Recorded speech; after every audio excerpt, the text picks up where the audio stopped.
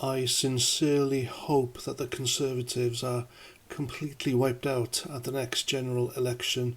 They need to be gone. They are detrimental as a government for the British people, and they are no good to man nor beast. Take Edwina Currie, for example, a Tory party member. She was in government at the time that John Major was Prime Minister, and it just goes to show really that some of the old Tories are just as out of touch as the ones who exist today.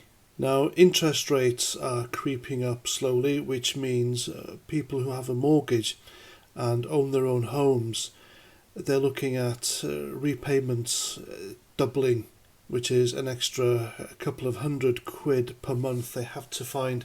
And if they can't, well, they lose their homes and they get repossessed by the banks. And that is a terrifying prospect, because this isn't what the Tory party is all about. Traditionally, the Conservative Party has been the party of law and order, small government, and less government interference in people's lives. But now it's all about net zero, green policies, socialist policies, open borders, and just giving Zelensky millions, billions of pounds of British taxpayers' money, which Rishi Sunak has done again. He has guaranteed him a £3 billion loan, and that money won't come back, by the way. There's no way that the Ukraine can repay that money to the British taxpayer. And it's weird because he's asked Rishi Sunak for this money and he's getting it, no questions asked. And then a few days ago he made a video begging Joe Biden, the US president, for $1 trillion. Jesus. And he'll probably get that as well. I mean, go figure. So yes, the Conservative Party and Rishi Sunak, they need to be dragged off the political stage here in the UK before they do more damage.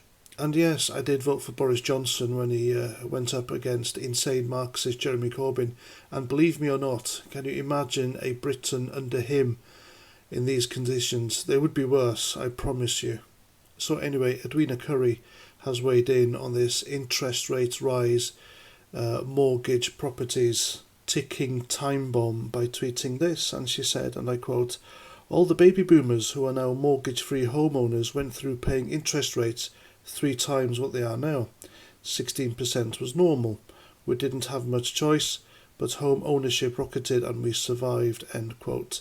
Now there's just a little problem with that. Back in 1990, when she was part of John Major's government, things were really different. That's over 30 years ago. So if you look at the statistics, buying a house 1990 versus 2024, back then in 1990, the average price of a house was 57,726 pence. And back then the average UK household income was around £20,000. So fast forward to today, the average house price in the UK is £240,000 and the average household income here is around £37,000. So it's quite simply Edwina Currie telling people who are terrified at the increase of their mortgage payments going up to just suck it up, when this country shouldn't be in this position if the Conservatives governed better and stopped giving away our money to Ukraine.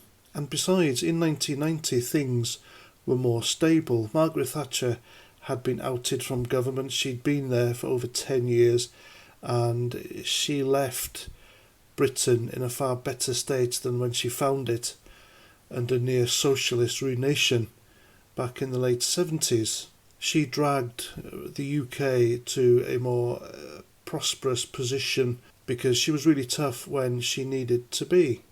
And Britain was a far more simpler and more stable place to be back then. I can remember 1990 well. And getting a mortgage, if you worked back then, was far easier, whereas today you need to save a small fortune to buy a house in the UK, which is near impossible because wages aren't really going up, whilst interest rates are. You even need a huge deposit to rent a property these days, and even if you're lucky enough to do that, rent is also quite high. And it's all down to interest rates and greedy landlords, basically. So yeah, the Conservatives could do better, but they're not because that's what they choose.